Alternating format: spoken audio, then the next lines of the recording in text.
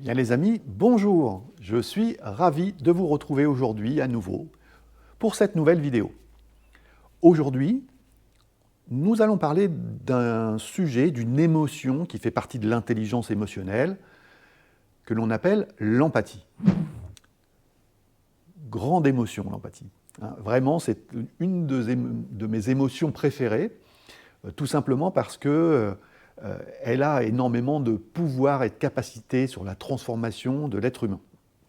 Et donc, c'est vraiment l'émotion sur laquelle il est intéressant de se pencher et de cheminer avec soi pour pouvoir la faire grandir. Bien souvent, dans les accompagnements que je fais, eh bien, je constate qu'on confond souvent l'empathie avec une autre action, avec un autre sentiment.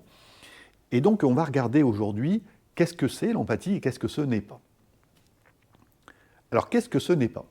Eh bien, l'empathie, ce n'est pas de la sympathie. La sympathie, c'est un sentiment merveilleux, il n'y a pas de débat à avoir sur le sujet, mais c'est très différent de l'empathie. On peut avoir de la sympathie par rapport à une personne que l'on rencontre pour la première fois, que l'on ne connaît pas, et qui va nous partager une expérience de vie, un ressenti, une situation qu'elle a traversée ou qu'elle traverse, et qui va nous parler, que l'on va entendre, que l'on va comprendre, il y a de la compréhension derrière la sympathie, et qui va éventuellement déclencher des choses, en effet, chez nous, en termes d'émotions, en termes de ressenti, mais ce sont des choses qui correspondent à nous, qui sont personnelles, que nous on ressent, et on n'est pas du tout à la place de l'autre. On est dans la compréhension de l'autre. Vous voyez bien la différence, c'est notre ressenti qui s'exprime à l'intérieur de nous, et il n'y a pas de partage, il n'y a pas de lien ou de cohésion avec ce que la personne, elle, traverse. Et ça, c'est une grosse différence. Et souvent, quand je demande, lors des accompagnements que je fais dans les entreprises avec les managers ou les dirigeants, et qu'on arrive à parler de ces sujets de l'empathie, qu'ils ressortent, et que je demande la définition de la personne, à la personne de l'empathie, eh bien souvent, elle me décrit de la sympathie.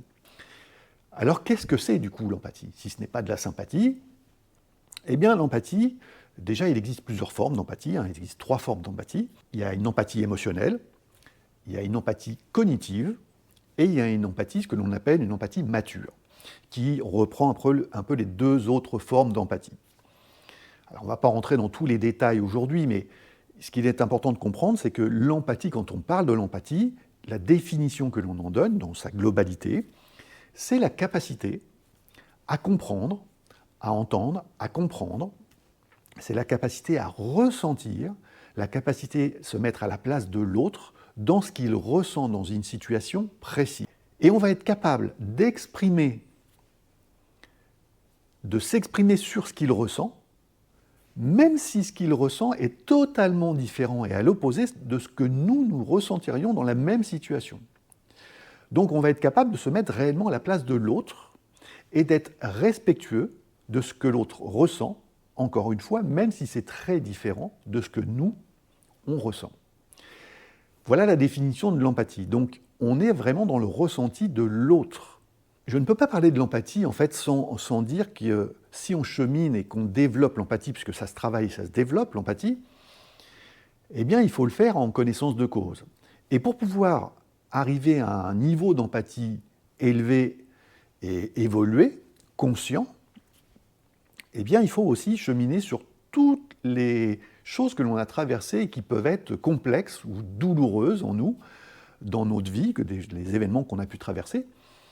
Parce que sinon, à chaque fois qu'on va avoir une personne en face de soi qui a vécu ou qui est en train de vivre une situation que nous-mêmes nous avons traversée et qui a pu être douloureuse ou qui a pu être complexe pour nous, ou qui a généré des émotions de tristesse, de colère, de rejet, de dégoût, enfin des émotions qui peuvent être assez compliquées à réguler au quotidien, eh bien ça va faire écho. Et si on n'a pas fait un cheminement en soi qui nous a permis de travailler et de réguler justement tout ce qui s'est passé dans notre existence, eh bien on risque de se laisser submerger par l'émotion de l'autre, parce qu'elle vient faire écho en nous, et ça résonne, comme on dit, ça résonne en nous, et donc ça peut prendre le dessus.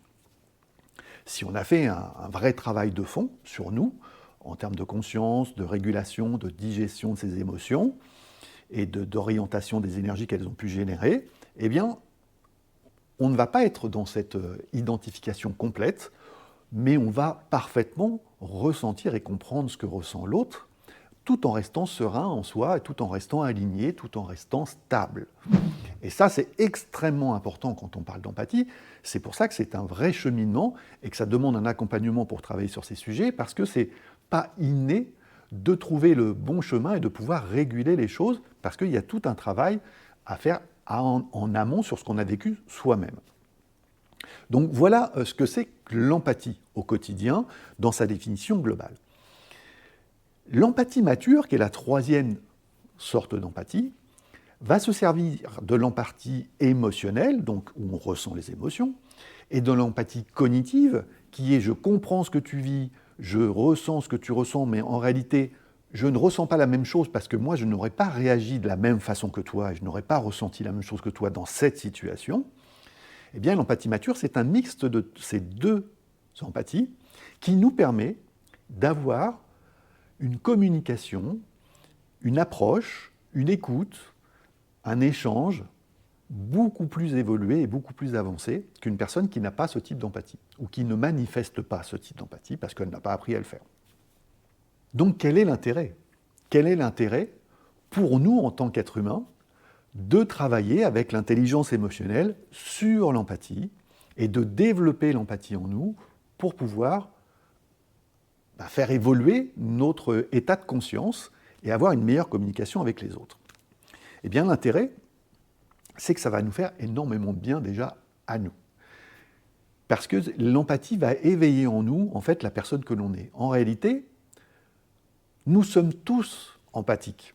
Dès notre naissance, alors les études en neurosciences et des études de la petite enfance le montrent, vous retrouverez ça facilement sur Internet, dès notre naissance pratiquement, vous le savez, je vous le dis régulièrement, quand on est, nous sommes des êtres émotionnels, c'est-à-dire que notre cerveau limbique est développé et nous fonctionnons dans les émotions.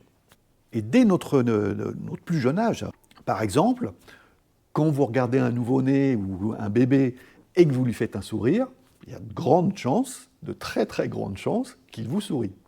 Parce que c'est le mimétisme, c'est l'émotion qu'il ressent, il sourit, il voit un visage qui sourit, il sourit. Et il va faire ça pendant un certain nombre d'années, il va faire grandir cette empathie pendant un certain nombre d'années. Tout ça se passe dans l'inconscient, il n'y a pas d'aspect raisonnement et conscient dans le sujet, pour l'instant, à cet âge-là en tous les cas. Et puis vers 4 ou 5 ans, eh bien, vous avez l'empathie émotionnelle qui arrive.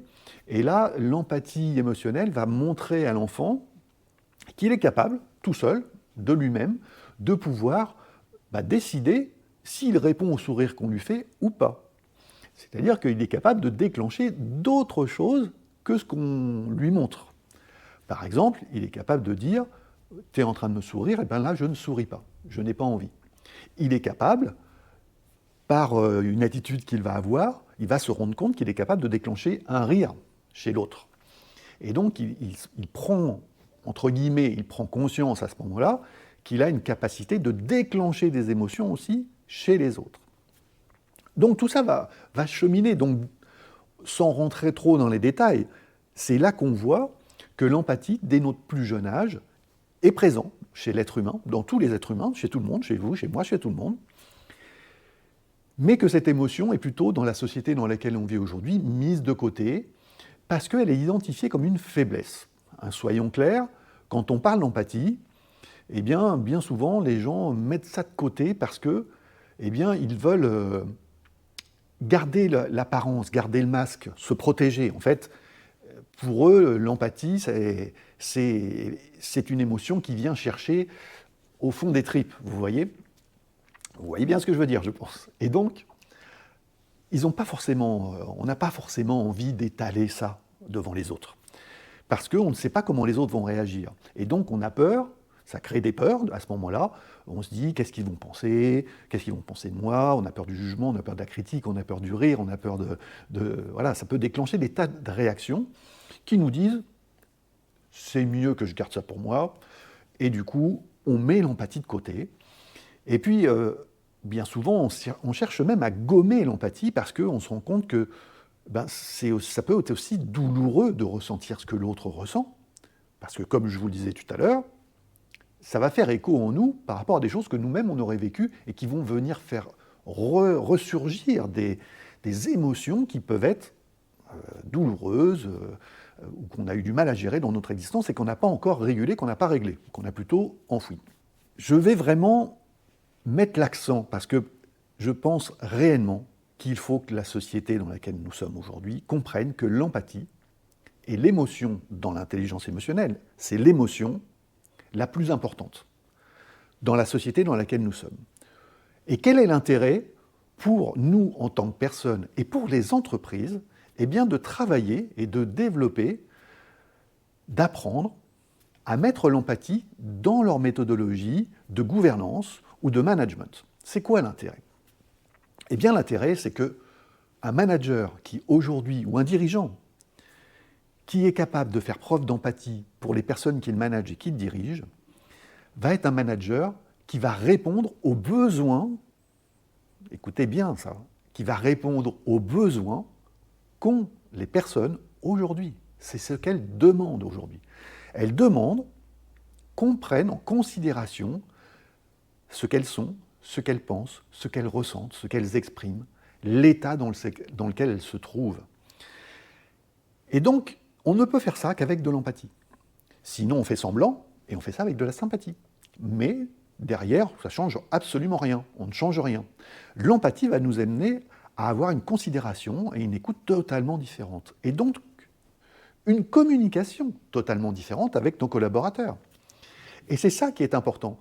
Aujourd'hui, si vous mettez ça en place et si vous formez vos managers, quand je parle formation, je parle d'accompagnement individuel, que chaque personne est différente. Il ne s'agit pas de dire, encore une fois, comme je vous dis souvent, il y a des milliers de tutos sur Internet où on vous dira « fais ça si tu veux ça » et tu auras tel résultat. Si ça fonctionnait, on ne serait pas dans la situation dans laquelle on se trouve aujourd'hui dans les entreprises et dans la société dans laquelle on vit.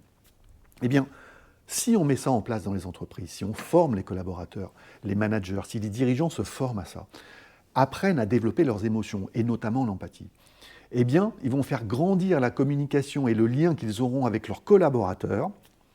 Et ce qui va se passer à ce moment-là, eh bien, c'est tout simplement que les collaborateurs vont ressentir cela, vont être en osmose avec leur direction, avec leur manager, avec leurs dirigeants, et donc vont avoir envie de s'investir et de se donner beaucoup plus dans leur quotidien, dans leur travail au quotidien.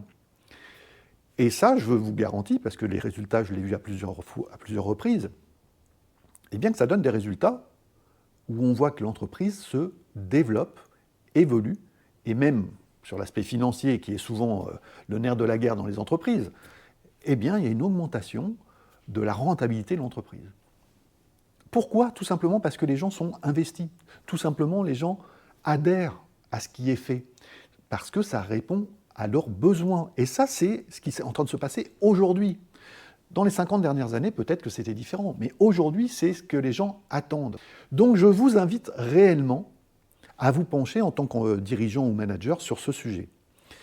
Et puis, dites-vous une chose, prenez conscience d'une chose, c'est que si l'empathie mature, qui reprend l'empathie émotionnelle et l'empathie cognitive, était développée, on avait développé ça chez chacun d'entre nous, eh bien ça gommerait tout, une grande partie des problèmes de la société dans le monde entier. Parce que si on était en empathie avec les gens qui nous entourent, eh bien c'est terminé les agressions, c'est terminé les vols, c'est terminé les viols, c'est terminé les guerres, c'est terminé, tout ça c'est terminé.